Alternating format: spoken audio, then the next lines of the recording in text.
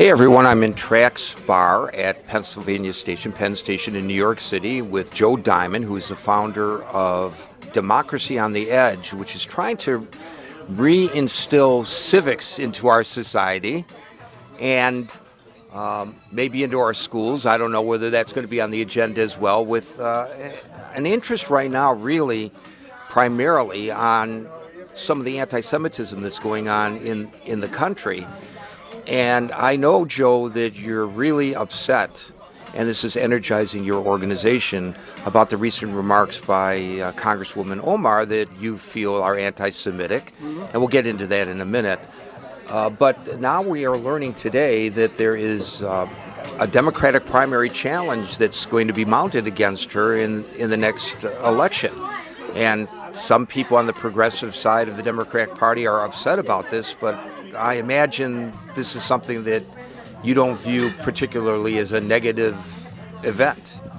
No, this is how democracy should work, and Ilhan Omar she's toxic for the party, she's toxic for Congress, she's toxic for the country as a whole. So if her local party, are looking to if they're looking to find a challenger to her, more power to them. There are those who say people, mainly in the Jewish community, are overreacting to her comments. She's a member of Congress. She has the right and responsibility to represent her constituency and express concerns about our relationship with Israel. Where does she cross the line, in your opinion, to the point of where it's fair to say her comments are anti-Semitic? Well, she traffics in classic anti-Semitic tropes.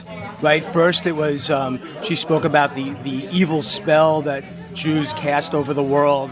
Then, in recent months, since she got into Congress, she talks about how Jews control the purse strings, and so we exert undue influence over the political establishment because of nefarious money. Then she spoke about how Jews have dual loyalty, or Jewish Americans have to decide where their loyalties lie. Is it with Israel or is it America? And yet nobody's questioned her loyalties. I mean, this is a refugee from Somalia who was welcomed into the bosom of this country, and she's done very well since she's gotten here. We don't have a loyalty test in this country, thank God. But if there was, she would be one of the first people that would have to account for where her loyalties lie. I would imagine if somebody were to have said before she made these comments about dual loyalties of American Jews and Congress members who are Jewish in particular, if somebody were to question her loyalty to the nation, there would probably be outrage over that. Well, of course. I mean, she's she's a person of color. She's Muslim, which is fine. I mean, that's fine. I mean, that has nothing to do. That doesn't detract from her or add to her in any way. The problem is that she's become a symbol of political correctness, or the leftists embraced her as their flavor of the month, and everybody has to be nice to her and walk around eggshells with her and not challenge her. She's given carte blanche to say whatever she wants. I mean, she did get her hand slapped in Congress, but she's still on the Foreign Affairs Committee. She's on one of the most prestigious, powerful platforms that the American government can offer to a politician, and she does not belong on that committee. So you want to pressure Congressman Engel here in New York, who is the chair of that committee. You don't want her on that committee. You want him to boot her. Oh, absolutely. I mean, this should have been done weeks ago. And Congressman Engel was one of the first people to come out and denounce her anti-Semitic comments, but he didn't go the distance. When it came to the moment of decision, which was to help boot her off the committee, he buckled. And he said, "Oh, no, we're not going to punish her. We condemn her anti-Semitism, but we're not going to punish her." Why not? Why? I mean, this is not school. This is not. I mean, this is the U.S. Congress. This is the most powerful legislative body on the face of the planet, and they're playing footsie with her. She's a hater. She's a hateful bigot on the one hand, or at the very best you could say about this woman is, if she's not a hateful bigot, she's a blithering idiot. She's probably something in between. Either way, she does not belong on the House Foreign Affairs Committee. And I think it's a slap in the face to all Americans, to all Americans of goodwill, of any race or party or creed, that every day that she's on that committee is disgusting. So let's talk just a little bit about Democracy on the Edge. What are your goals for the future of your organization that you founded? Well, so the basic mission of the organization is to find nonpartisan, innovative solutions to pressing, persistent problems, both new and old.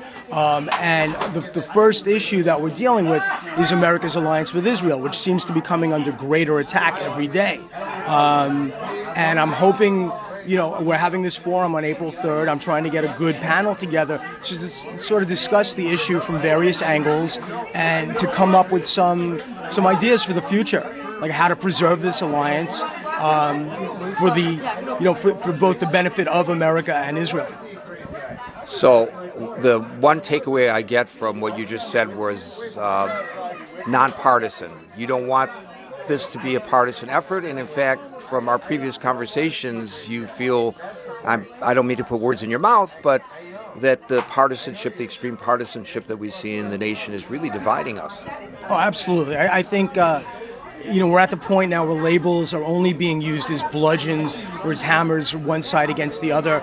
I personally, I don't care what party somebody's in. I care about the person and their policies and their views. I mean, you could be like a purple people leader from Venus. You could be in that party. That's fine, as long as you believe in democracy, you support America, you support the best things about this country.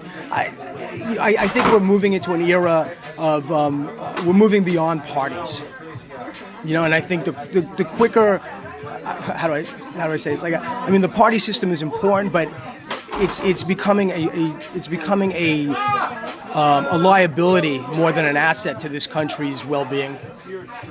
Joe Diamond, the founder of Democracy on the Edge, thanks for joining me. I'll put a link at the bottom in the description so people can get a hold of you.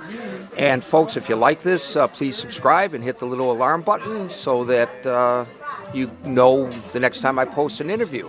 And until next time, peace out.